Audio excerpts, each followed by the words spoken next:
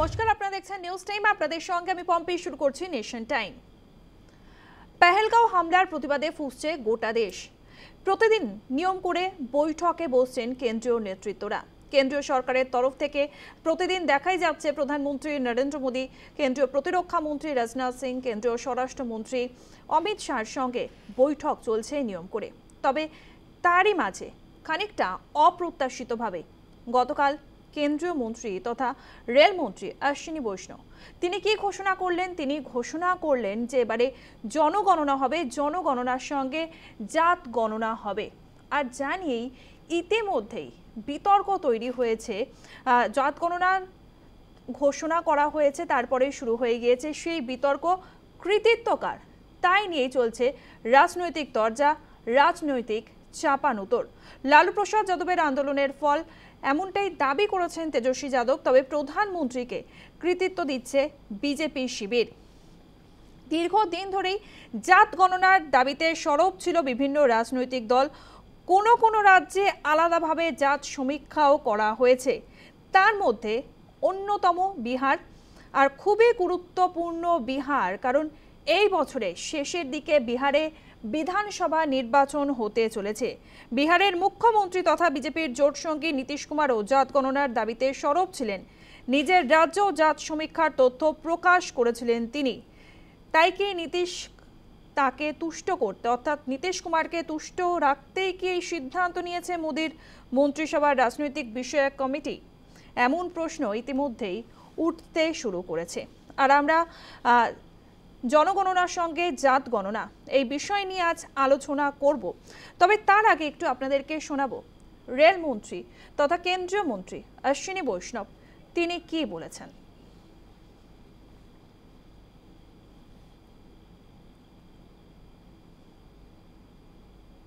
कि कई राज्यों ने सर्वे के माध्यम से जातियों की जनगणना की है। जहां कुछ राज्यों ने यह काम सुचारू रूप से संपन्न किया है, वहीं कुछ अन्य राज्यों ने राजनीतिक दृष्टि से और गैर पारदर्शी ढंग से सर्वे किया है। इस प्रकार के सर्वे से समाज में भ्रांति फैली है। इन सभी स्थितियों को ध्यान में रखते हुए और यह सुनिश्चित करते हुए कि हमारा सामाजिक ताना बाना राजनीति के दबाव में न आए, जातियों की गणना एक सर्वे के स्थान पर मूल जनगणना में ही सम्मिलित होनी चाहिए। इससे यह सुनिश्चित होगा कि समाज आर्थिक और सामाजिक दृष्टि से मजबूत होगा और देश की प्रगति भी निर्बाध चलती रहेगी। आज दिनांक 30/4/2025 के दिन प्रधानमंत्री श्री नरेंद्र मोदी जी के नेतृत्व में राजनीतिक विषयों की कैबिनेट समिति ने यह निर्णय लिया है कि जातियों की गणना को आने वाली जनगणना में सम्मिलित किया जाए। यह इस बात को दर्शाता है कि वर्तमान सरकार देश और समाज के सर्वांगीण हितों और मूल्यों के लिए प्रतिबद्ध है। আপনারা শুনলেন অশ্বিনী বৈষ্ণব দাবি করলেন কিছু রাজ্যে এই সমীক্ষা ভালোভাবে করলেও বাকি রাজ্যগুলির সমীক্ষায় অস্বচ্ছতা এবং রাজনৈতিক দৃষ্টিকোণ রয়ে গিয়েছে। এর ফলে সমীক্ষাগুলি ঘিরে সমাজে বেশ কিছু ধোঁয়াশা তৈরি হয়েছে।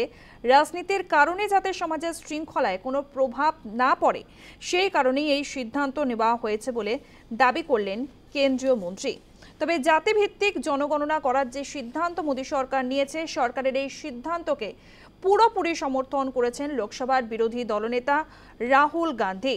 রাহুল গান্ধী তিনি বলেছেন, আমরা সংসদে বলেছিলাম যে আমরা জাতিগত গণনা করব, আমরা আরও বলেছিলাম আমরা 50% সীমা ভেঙে দেব। এটা একটা কৃত্রিম প্রাচীর। জানি না 11 বছর পরে হঠাৎ কি হলো যে মন্ত্রিসভা জাতিভিত্তিক জনগণনার ঘোষণা করলো। প্রধানমন্ত্রী নরেন্দ্র মোদী তো বলতেন মাত্র 4টি জাতি রয়েছে।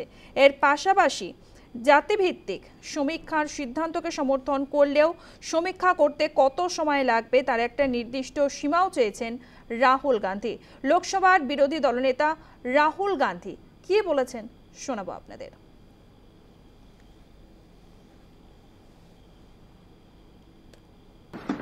हमने कहा था कि कास्ट सेंसस को हम करवा के छोड़ेंगे,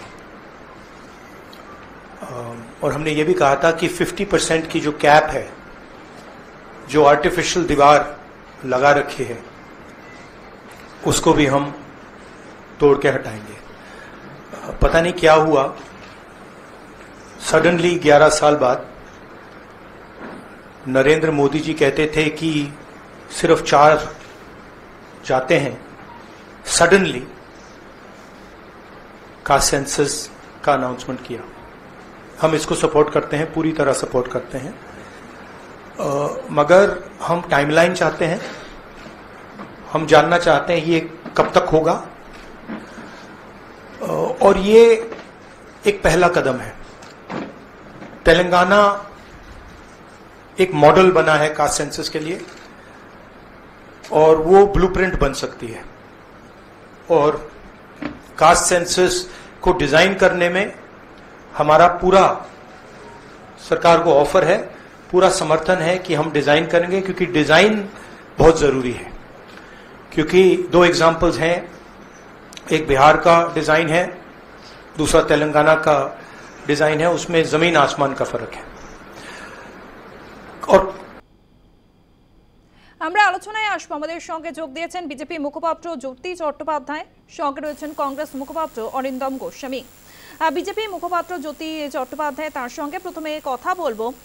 যখন আমরা দেখতে পাচ্ছি পেহেলগাঁও ইস্যু নিয়ে গোটা দেশ ফুঁসছে, তখন কেন্দ্রীয় মন্ত্রিসভা কেন এই রকম একটা সিদ্ধান্ত নিল, জনগণনার সঙ্গে জাত গণনা? আপনার অডিও পাওয়া যাচ্ছে না, আপনার অডিও আসছে না। হ্যালো, হ্যাঁ শোনা যাচ্ছে, বলুন। হ্যাঁ, বিষয়টা হচ্ছে যে কাস্ট সেন্সাস এটা তো সমাজের একটা ইস্যু। তো সুতরাং বিজেপিকে মানুষ ভোট দিয়েছে, বিজেপি তার যে সমাজ ব্যবস্থা, সেই সমাজ ব্যবস্থার ভিতরে পরিবর্তন করার জন্যই ভোট দিয়েছে মানুষ আশীর্বাদ করেছে। কংগ্রেস এতদিন ধরে ক্ষমতায় ছিল, আপনার 47 সাল থেকে মোটামুটি ভাবে 2099, পরে 2004 থেকে 2014, এত বছর ক্ষমতায় থাকার পরেও তারা সমাজের ভিতরে যেসব প্রবলেম থেকে গেছিল, সেই প্রবলেমগুলোকে রেকটিফাই করার চেষ্টা করেনি, বরঞ্চ তারা সেটাকে নিয়ে রাজনীতি করেছে। তারা সেটাকে নিয়ে এমনভাবে সমস্যাটা আরো বৃহৎ করেছে, ফলে সমাজের ভিতরে ডিভিশন, ডিফারেন্ট আপনার পার্থক্য, বিভেদ, এটা এত মারাত্মক আকারে ছড়িয়ে গেছিল। সেখান থেকে ভারতবর্ষকে বার করা অতীব ইম্পর্টেন্ট। কারণ আমরা বিশ্বাস করি এক ভারত শ্রেষ্ঠ ভারত। আমরা বিশ্বাস করি যদি ভারতের সমাজ ব্যবস্থায় আমাদের ইউনিটি বা ইউনিফর্মিটি না থাকে, সেখানে যদি আপনার অসন্তোষ ক্রিয়েট হয়, তো ভারতবর্ষর আগামী দিনে সমস্যার মধ্যে পড়বে, এটা আমরা বিশ্বাস করি। তো সেখানে দাঁড়িয়ে কোনো পলিটিক্যাল রিজন ছাড়াই আমরা যখন সার্ভে করে দেখলাম যে না, সত্যি সত্যি প্রয়োজন এই সময়ে দাঁড়িয়ে কোনো পলিটিক্যাল রেটরিক নয়, কোনো রাজনৈতিক শব্দাবলী ব্যবহার করে নয়, বা কোনো প্রতিপক্ষকে অ্যাটাক করে নয়, সমাজের ভিতরে যে প্রবলেম আছে সেই প্রবলেমটাকে শর্ট আউট করতে হবে। তার জন্য আমাদের এই কাস্ট সেন্সাস 1931 সালে প্রথম শুরু হয়। পরবর্তীকালে কংগ্রেস সরকার এসে সেটাকে বন্ধ করে দেয়। 47 সালের পর থেকে কাস্ট সেন্সাস আর টোটালি হয়নি। যেটা করেছেন যে কার কত পার্সেন্টেজ রয়েছে কাস্ট ওয়াইজ, সেই কাস্ট অনুযায়ী যদি সেই সমীক্ষা হয় এবং সেই ডেটা যদি আমাদের কাছে থাকে, গভর্নমেন্টের কাছে থাকে, তাহলে সেই ডেটা অনুযায়ী মানুষ সুবিধা পাবেন। আমরা বেনিফিশিয়ারি, সরকারি যে উপভোক্তা, সরকারি সুযোগ সুবিধা, তারা ডাইরেক্টলি সেই অনুপাতেই পাবেন। এবার বক্তব্য হচ্ছে যে আসবো আপনার কাছে আসবো, তবে কংগ্রেস, আমি যাব অরিন্দম দার কাছে। অরিন্দম গোস্বামী রয়েছেন কংগ্রেস মুখপাত্র। শুনলেন জ্যোতিদা যে অভিযোগ করছেন যে সমাজে থেকে যাওয়া সমস্যা নিয়ে রাজনীতি করেছে কংগ্রেস। দেখো, জ্যোতি আমার বন্ধু, জ্যোতি খুব ভালো ছেলে, কিন্তু সমস্যাটা হচ্ছে বিজেপি নেতারা মাটির থেকে এতটাই দূরে যে আমরা জবের থেকে, আমরা তো আজ থেকে বলছি না যে কাস্ট সেন্সাসটা দরকার, আমরা বহুদিন ধরে বলছি। কিন্তু জ্যোতির সমস্যা হচ্ছে, জ্যোতির পার্টি, জ্যোতির দল আজকে সেটা বুঝলো, বললো না যে আমরা সার্ভে টার্ভে করে আজকে বুঝলাম যে এই কাস্ট সেন্সাসটা দরকার। দেখো, যে প্রধানমন্ত্রী হচ্ছে, যে মুখ্যমন্ত্রী হচ্ছে, যে সমাজের দায়িত্ব নিচ্ছে, দেশের দায়িত্ব নিচ্ছে, রাজ্যের দায়িত্ব নিচ্ছে, তাকে তো দূরদর্শী হওয়া দরকার। আমরা বলেছিলাম যে করোনা আসতে চলেছে, সেখানে ভয়াবহ পরিস্থিতি হতে চলেছে, সাবধান হওয়ার দরকার। সেদিন নরেন্দ্র মোদী কিছু মনে হয়নি। তারপর দেখা গেল তো ভারতবর্ষের কি অবস্থা হলো। আমরা সেদিনও বলেছিলাম যে কাস্ট সেন্সাসটা দরকার। ভারতবর্ষের সাধারণ মানুষ, এই ভারতবর্ষ সেই ভারতবর্ষ যেখানে বিয়েতে একজন দলিত মানুষ ঘোড়ায় চড়ছে বলে তাকে টেনে নামিয়ে পেটানো হয়েছে। এই কারণে তাদের কি অর্থনৈতিক অবস্থা, তাদের কি সামাজিক স্থিতি, সেইটা জানার জন্য ভারতবর্ষে কাস্ট সেন্সাসটা দরকার, যাতে করে যারা সত্যি পিছিয়ে পড়া সামাজিকভাবে, অর্থনৈতিকভাবে, তাদেরকে তুলে ধরার জন্য সরকারি সাহায্য করা যেতে পারে। কিন্তু সরকার আজকে এসে এতগুলো দিন পরে আজকে বুঝতে পেরেছে। যাই হোক, তবুও বিলম্বিত বোধোদয়ের জন্যও তাদের অভিনন্দন। কিন্তু সমস্যাটা হচ্ছে, দেখো, এই বিজেপির দলটা হচ্ছে এমন একটা দল, অর্থ মন্ত্রক নিয়ে কথা, মানে তোমার ওই জিএসটি বলো, এই সমস্ত যা বলো, সেগুলো নিয়ে কথা অর্থমন্ত্রী বলে না। এই যে পেহেলগাঁও হয়ে গেল, এত বড় একটা কাণ্ড ঘটে গেল, সেইটা নিয়ে কথা স্বরাষ্ট্রমন্ত্রী বলবে না। এইদিকে যখন কোনো একটা কাজ তার সাফল্য নেওয়ার জন্য নরেন্দ্র মোদী রয়েছে। আচ্ছা, অশ্বিনী বৈষ্ণবের তো এই রিপোর্টটা দেওয়ার দরকার যে তার রেলে ওই যে সে হলো কুম্ভতে স্নান করতে গেল, সেখানে রেল মন্ত্রকে ওই জায়গা থেকে কতজন মানুষ ট্রাভেল করবে, এই হিসেবটা তো তার হাতে থাকার দরকার ছিল। এই হিসেবটা তো তার হাতে থাকা দরকার যে যাত্রী পিছু কর্মচারী সংখ্যাটা কত। অশ্বিনী বৈষ্ণব সেই হিসেবটা না রেখে আজকে জাতিগত জনগণনার কথা কেন বলছেন আমি জানি না।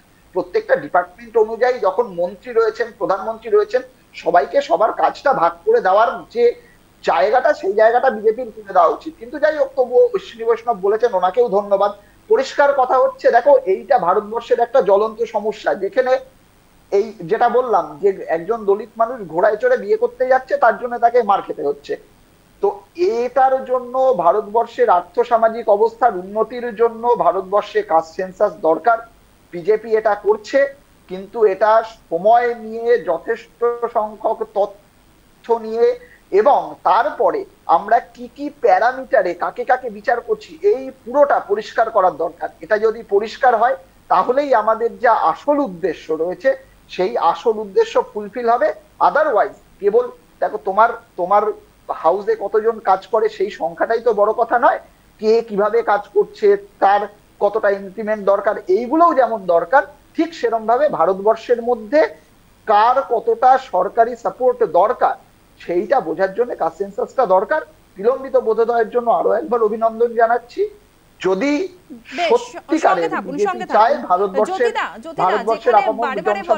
রাজনৈতিক মহল বলছে বা মনে করছে বিহার বিধানসভার ভোটই মূলত লক্ষ্য, যেহেতু চলতি বছরের শেষের দিকে বিহারে বিধানসভা নির্বাচন রয়েছে।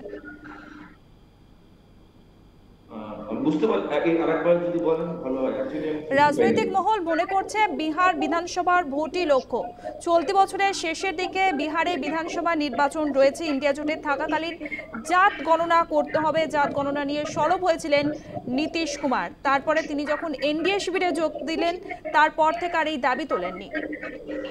না, বিষয়টা হচ্ছে, দেখুন, আমাদের যতগুলো আমরা জনতুষ্টিমূলক সরকার আমাদের নয়, আমাদের অনেক ক্ষেত্রে অনেক রেসিস্ট্যান্স, অনেক প্রতিরোধের সম্মুখীন আমাদের হতে হয়েছে। জনগণকে তুষ্ট করার জন্য শুধুমাত্র সন্তুষ্টিমূলক সিদ্ধান্ত নেওয়া ভারতীয় জনতা পার্টি কোনোদিন নেয়নি বা নেবেও না। যেটা সমাজের জন্য ক্ষতিকর, সেটাকে আপনার অপসারিত করা এবং যে সিদ্ধান্তটা নেওয়া দরকার সমাজের সাথে, সেটাই বিজেপি নিচ্ছে। আপনি দেখুন, 370 যখন রিমুভ করা হলো, অনেক প্রফেসর, অনেক মানে so called quote unquote intellectual, তারা বলতো যে বিজেপি কোনোদিন 370-কে রিমুভ করবে না। কেননা যদি 370 রিমুভ হয়ে যায়, তাহলে তারা রাজনীতিটা করতে পারবে না। 370 আজকে চলে গেছে, 370 নেই, মানে সংবিধান থেকে পুরো তুলে দেওয়া হয়েছে। সাথে সাথে যেসব সেকুলাররা, সো কল্ড সেকুলার, এই কথাগুলো বলতো, তাদের মুখে একটা ঝামা বসে দেওয়া হয়েছে এবং সেটা রাজনৈতিক মহলও মনে করেছে। রাম মন্দিরের ক্ষেত্রেও একই, রাম মন্দির কোনোদিন বিজেপি করবে না। 2014 সালের পরে তাহলে কি মনে করছেন বিহারের বিধানসভা ভোট লক্ষ্য নয়? কোনোভাবে লক্ষ্য নয়। ভোট ভোট ভোট আসবে যাবে, ভোট আসবে যাবে, আমরা নির্বাচনে একবার পরাজিত হব, জিতবো। বিহারে 2015 সালে আমরা হেরেছিলাম, পরবর্তীকালে জিতেছি, এগুলো তো চলতে থাকবে। কিন্তু যে সিদ্ধান্ত নেওয়া, সে সিদ্ধান্ত নিতে হবে সমাজের বেশ, সাথে, বোঝা যাচ্ছে সেইটা বিজেপির হচ্ছে তরফ একটা থেকে বিষয়। বলা হচ্ছে যে জনগণনার সঙ্গে জাত গণনা করা হবে, সেটা শুধুমাত্র বিহারের বিধানসভা নির্বাচন লক্ষ্য নয়। তবে আমরা জানি নরেন্দ্র মোদী এতদিন পর্যন্ত জাত গণনার বিরোধিতা করে এসেছেন, আর অন্যদিকে রাহুল গান্ধী তিনি কিন্তু জাত গণনার দাবি তুলেছিলেন। এই বিষয় নিয়ে আমরা আলোচনায় ফিরবো। একদিকে প্রধানমন্ত্রী নরেন্দ্র মোদী, অন্যদিকে লোকসভার বিরোধী দলনেতা রাহুল গান্ধী তার দাবি। এই বিষয়টা নিয়ে আমরা আলোচনা করব। এখন সময় একটা বিরতি, ফিরে আসি বিরতির পর, সঙ্গে থাকুন। জাত গণনার দাবি তুলেছিলেন রাহুল গান্ধী, তাহলে এটা কোথাও গিয়ে কি ইন্ডি জোটের জয়? কথা বলবো, আমাদের সঙ্গে রয়েছেন কংগ্রেস মুখপাত্র অরিন্দম গোস্বামী। অরিন্দম দা, কিভাবে দেখছেন জাত গণনার দাবি তুলেছিলেন রাহুল গান্ধী, কোথাও গিয়ে তাহলে কি এটা ইন্ডি জোটের জয়? না, ইন্ডি জোটের জয় বলে আমরা দেখছি না। দেখো, জয়টা জারি হোক, এটা যদি আসল কাজটা যদি হয় তাতে ভারতবর্ষের মানুষের ভালো হবে। হ্যাঁ, আমরা এই দাবিটা করেছিলাম, রাহুল গান্ধী সর্বপ্রথম এই দাবি নিয়ে লড়াই করেছিলেন, দীর্ঘদিন ধরে বলছিলেন। কিন্তু ওই দেখো, কথা হচ্ছে যে দেখবে কিছু মানুষ যখন অসুস্থ থাকে তখন তাদের খাওয়ানো যায় না, ওই নাক দিয়ে নল টল ঢুকিয়ে খাওয়াতে হয়। ভারতবর্ষের যে সরকার রয়েছে তাকেও যদি সেরম ভাবেও খাওয়ানো যায়, আর খাইয়ে ওই নাকে নল ঢুকিয়ে খাইয়েও সেটা যদি তার পৌষ্টিক কাজটা করে, ভারতবর্ষের সরকারও যদি শক্তিশালী হয়, আমি ভারতবর্ষের সরকার বলছি, বিজেপির সরকার বলছি না, এবং তাতে যদি ভারতবর্ষের মানুষের উপকার হয়, সেটাই তো আমাদের দায়িত্ব। আমরা রাজনৈতিকভাবে প্রধান বিরোধী দল হিসেবে এটাই আমাদের দায়িত্ব, যাতে করে ভারতবর্ষের মানুষ সর্বোপরি যে আর্থসামাজিক অবস্থা, সামাজিক যে পরিপ্রেক্ষিত, সেই জায়গাগুলো যাতে ভালো হয়, সেই আমাদের আসল উদ্দেশ্যটা যদি সফল হয় তাহলেই এটা আমাদের জয়। আদারওয়াইজ কেবলমাত্র জনগণনা করাতে বললাম, বিজেপি কোনো একটা সংখ্যা টুকে দিল, সেইটাই নয়, এর পরিপ্রেক্ষিতে সত্যিকারের যদি সমাজের পিছিয়ে পড়া মানুষগুলোর উন্নতি হয় তাহলেই সেটা আমাদের জয় হবে। জ্যোতিদা, এটা তো এতদিন অবশ্যই রাহুল গান্ধীর দাবি, এটা তো অবশ্যই। হ্যাঁ, সঙ্গে থাকুন। জ্যোতিদা, এতদিন আমরা দেখেছি নরেন্দ্র মোদী তিনি বিরোধিতা করেছেন জাত গণনা নিয়ে, হঠাৎ এমন কি হলো যে জাত গণনার ঘোষণা করতে হলো? না, মানে নরেন্দ্র মোদী যেটা মানে আমাদের প্রধানমন্ত্রী যেটা বিরোধিতা করেছিলেন, যে কোনো কিছু যেন রাজনৈতিক স্বার্থে না হয়। রাজনৈতিক স্বার্থে যদি না হতো তাহলে কংগ্রেস 47 থেকে 2014 পর্যন্ত এতগুলো বছর, মাঝখানে কিছু সময় বাদ দিয়ে এতগুলো বছর তারা ক্ষমতায় থেকেছে, তারা কেন এতদিন পর্যন্ত করেনি?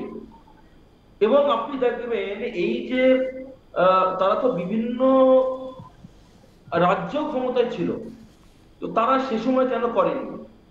সেই সময় না করে শুধুমাত্র একটা ইস্যুকে পলিটিক্যালি নিজেদের স্বার্থে ব্যবহার করার জন্য, মানুষের স্বার্থে নয়, পলিটিক্যালি নিজেদের যাতে পলিটিক্যাল ফায়দা হয়, রাজনৈতিক লাভ হয়, রাজনৈতিক স্বার্থ চরিতার্থ হয়, সেটার বিরোধিতা নরেন্দ্র মোদীজি করেছেন। মোদীজি যেটা বলতে চেয়েছেন যে কোনো কিছুই যেন পলিটিক্স করার জন্যে সমাজকে বিভাজিত করা না হয়। বক্তব্য হচ্ছে যদি কনস্ট্রাকটিভ চিন্তা ভাবনা থাকতো তাহলে তো এতদিন করতো, করেনি কেন? অ্যাকচুয়ালি করবে না, তার কারণ হচ্ছে ধরুন একটা দল যারা এতদিন পর্যন্ত আপনার ওবিসি নিয়ে রাজনীতি করেছে, একটা দল সম্পূর্ণভাবে এসসিদের নিয়ে রাজনীতি করেছে, একটা দল এসটিদের নিয়ে রাজনীতি করেছে, তারা যদি আজকে এই এসটিদের ভিতরে যদি সাব ক্লাসিফিকেশন হয় বা ওবিসিদের ভিতরে সাব ক্লাসিফিকেশন হয়, 50টা খণ্ডে যদি ওবিসি কার কত পার্সেন্টেজ যদি হয়, সেক্ষেত্রে তাদের যে পলিটিক্স, তাদের যে রাজনীতি, তাদের রাজনীতির রুটি আর শেখা সম্ভব নয়, বা রাজনৈতিক যে ভাত, সেই হাঁড়ির ভিতরে যে চাল, সেই বেশ, চাল আপনারা আর ঢুকবে না। বিজেপি সরকার ফলে হিসেবে বলছেন তাদের যে কোনো ক্ষেত্রে রকম এটা রাজনীতি কিছুটা করার জন্য নয়, শুধুমাত্র সাধারণ মানুষের ভালোর কথা ভেবেই আপনারা এই সিদ্ধান্ত নিয়েছেন। বেশ, খুব ভালো। জাত গণনা হবে ঘোষণা করা হয়েছে, কিন্তু কবে হবে সে ঘোষণা হলো না, এই ফাঁকটা কেন রয়ে গেল? না, একটা বিষয় যখন ক্যাবিনেটে সিদ্ধান্ত নেওয়া হয়, এটা আস্তে আস্তে, যেমন দেখেছেন আপনারা সিএ সময় প্রথমে আপনার ক্যাবিনেটের নোট নেওয়া হলো, পরবর্তীকালে লোকসভা, রাজ্যসভা এবং প্রেসিডেন্ট আপনার অ্যাসেন্ট দিল।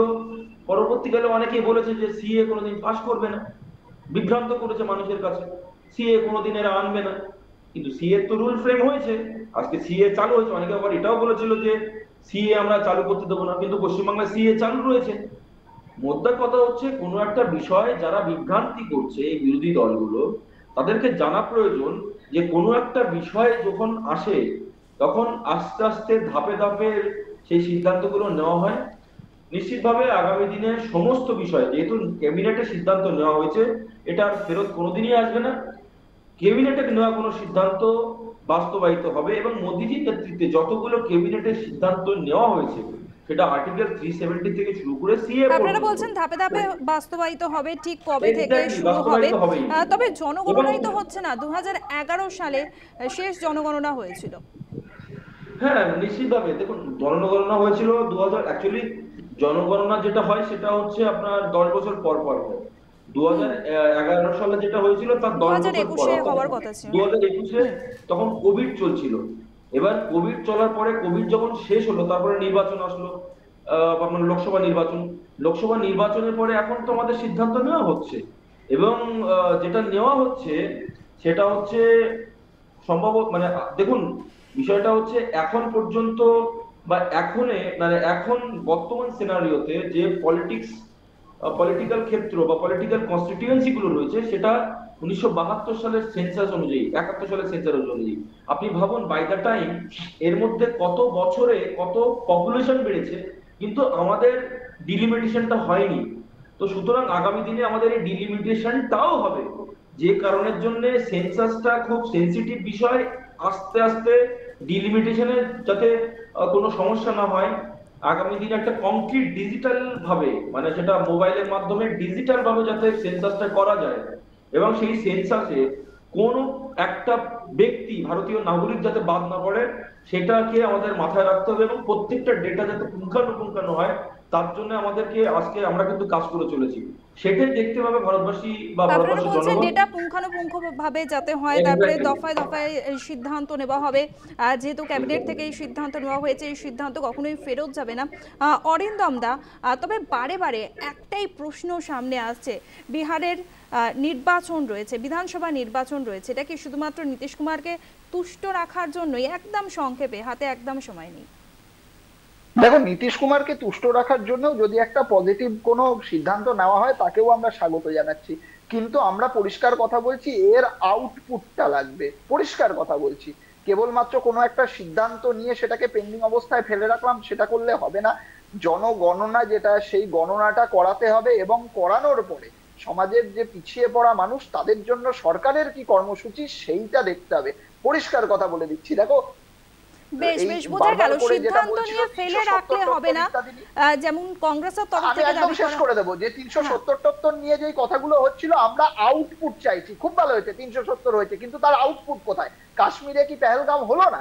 এই বারবার করে এটা বলছি যে সিদ্ধান্ত নেওয়া হয়েছে, খুব ভালো কথা, কিন্তু তার পজিটিভ আউটপুট যেন আমরা দেখতে পাই। বেশ বেশ বেশ বোঝা গেল, সিদ্ধান্ত নেওয়া হয়েছে, খুব ভালো কথা, কিন্তু তার পজিটিভ আউটপুট কোথায়, এই প্রশ্নই তোলা হচ্ছে কংগ্রেসের তরফ থেকে। এমনকি রাহুল গান্ধীও, তিনিও কিন্তু প্রশ্ন তুলেছেন।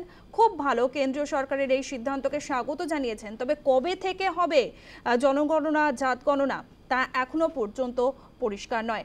আজকের মতো নেশন টাইম এখানেই শেষ করছি। আমার সঙ্গে আলোচনায় ছিলেন কংগ্রেস মুখপাত্র অরিন্দম গোস্বামী, বিজেপি মুখপাত্র জ্যোতি চট্টোপাধ্যায়। আপনাদের দুজনকেই অনেক ধন্যবাদ। আর অন্যান্য সব গুরুত্বপূর্ণ খবরের জন্য দেখতে থাকুন news time, any time, all the time.